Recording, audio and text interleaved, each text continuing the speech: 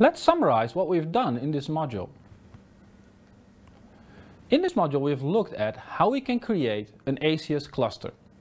We have looked at the way we create a cluster, how we can configure a cluster, and how we can select any of our preferred cluster orchestrators. We configured the logging and monitoring, and we enabled the delivery to the cluster using continuous delivery pipelines. Packaging your application together with its dependencies as a container improves the portability and scalability of your applications. Because the application's prerequisites are packaged into the container, you no longer need to create dedicated application servers. Any machine that can run Docker tools can run your container. Grouping those machines into a dynamic pool will allow your application to scale on demand, and it needs to grow and shrink when you want. So all in all, we can say that using containerized delivery, it enables us to have more commonality in the way we deploy our software, and it provides a great way to run on a scalable and fault-tolerant infrastructure.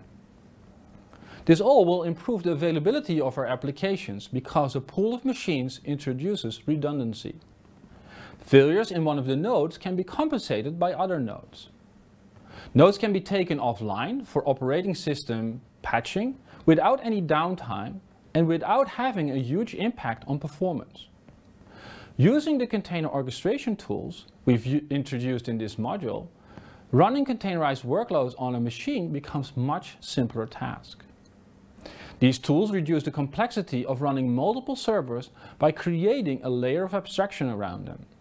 You can simply indicate how many instances of your container you need, and the tools will make sure it happens for you, and they will deal with any node failures they will run into in the meanwhile.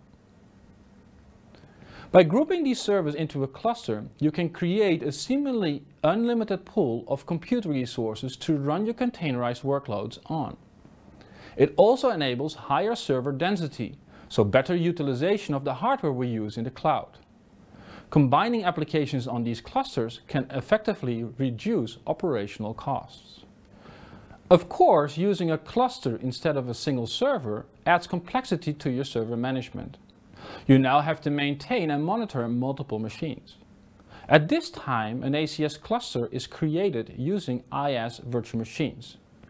This means it's your responsibility to keep servers patched. Monitoring can be done using OMS or similar tools.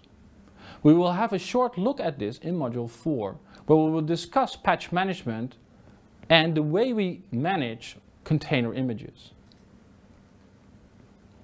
In this module, we have seen ACS container orchestration tools that work and run containerized applications at scale. There are more ways you can do that, of course. You can use Azure App Services to run web applications and mobile applications. App Services is a platform as a service offering in Azure that hosts web and mobile applications. It is built to support large-scale, globally available applications. It supports both Windows and Linux platforms for hosting. When using the Linux platform, you can configure a web app to run a container. At this time, the Linux platform is in preview. Other clouds like Amazon AWS and Google Cloud offer similar web and container hosting services. Amazon, for example, has a product offering also called ACS, which supports the DCOS cluster orchestration software. Amazon's cluster is also a cluster based on multiple virtual machines, but the difference here is that the master node is a platform as a service concept. So the cluster software itself is managed by Amazon. Google Cloud provides primarily an option with running Kubernetes as a cluster.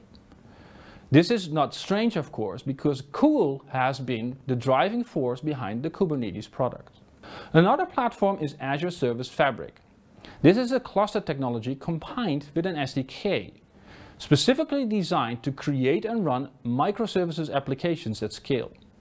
Service Fabric is the technology that orchestrates the Azure core infrastructure as well as many Azure services like SQL databases, Event Hubs, DocumentDB, Bing, and Cortana.